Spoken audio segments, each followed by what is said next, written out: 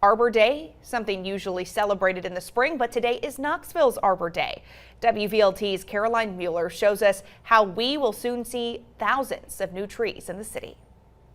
Thanks to 2 federal grants totaling $4.3 million, Knoxville is bringing trees back to the city's landscape. City of Knoxville Mayor India Kincannon says this is the biggest climate investment in U.S. history, which she coins the Green New Deal. This is going to exponentially increase our ability to plant more trees, to plant better trees, and to make sure they're equitably placed. Trees Knoxville, a nonprofit, is the recipient of 1 grant. Chair Dale Madden says this is a springboard for them to broaden their impact across the community.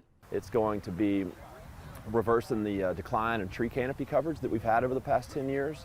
We're going to be working toward preserving mature trees and planting over 7,500 new trees across the entire city over these next 5 years. He says underserved communities are the priority. A lot of times you'll see kind of a disinvestment in those communities where they did not have the tree planting, they did not have the maintenance of trees, didn't get to enjoy the benefits of trees environmentally, socially, and economically that wealthier communities do. Kincannon says the grants will also help invest in workforce development, especially for our youth.